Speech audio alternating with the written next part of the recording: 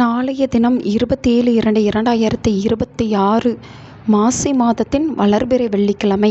அதோடு சேர்த்து பெருமாளுக்கு உரிய ஏகாதசி திதியும் நாளைய தினம் வந்திருக்கிறது.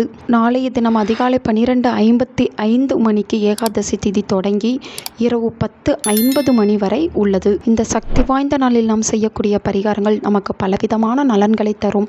உங்களுடைய வீட்டில் பண கஷ்டம் அதிகம் இருக்கிறதா? அடமானத்தில் வைத்த நகையை மீட்க முடியாமல் தவித்து வருகிறீர்களா? வறுமையில் வாடி கஷ்டப்படும் உங்களை செல்வ செழிப்பாக மாற்ற இந்த ஒரு பரிகாரம் போதும். கல்லுப்பை வைத்து எளிமையாக இந்த பரிகாரத்தை நாளை செய்பவர்கள் எதிர்காலத்தில் பிரமாண்டமான பொருளாதார வளர்ச்சியை அடைவீர்கள். நாளை மாலையில் இந்த 6 மணிக்கு மேல் இந்த பரிகாரத்தை செய்வது மிக மிக சிறப்பு. நாளை காலையில் கையில் பணத்தை எடுத்து கொண்டு போய் வீட்டு பக்கத்தில் இருக்கும் கடையில் 1 கிலோ கல்லுப்பு வாங்கி கொள்ளுங்கள்.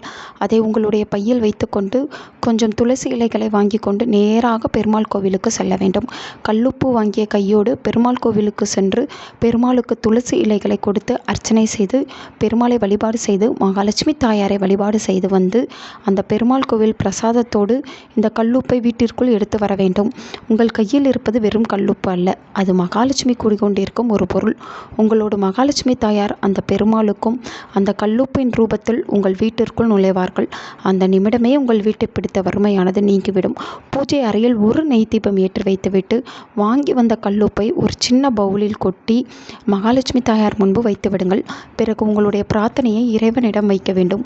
ஒரு மஞ்சள் நிற துணியில் 101 ரூபாய் வைத்து முடிச்சு போட்டு திருப்பதி பெருமாள் பாதங்களில் வைத்து விடுங்கள்.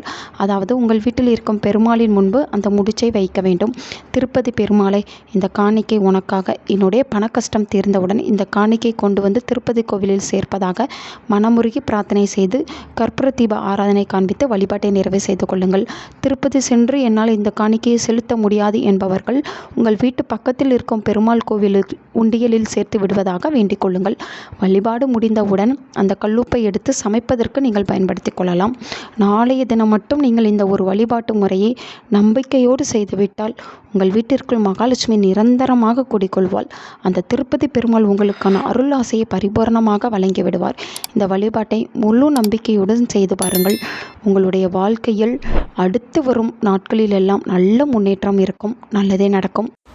உங்கள் நண்பர்களுக்கும் உங்கள் உறவினர்களுக்கும் இந்த வீடியோவை ஷேர் பண்ணுங்கள். அவங்களும் இதை பற்றி தெரிஞ்சுக்கிடட்டும். ஆன்மீகம் டிவி தமிழ் சேனலை சப்ஸ்கிரைப் பண்ணுங்கள்.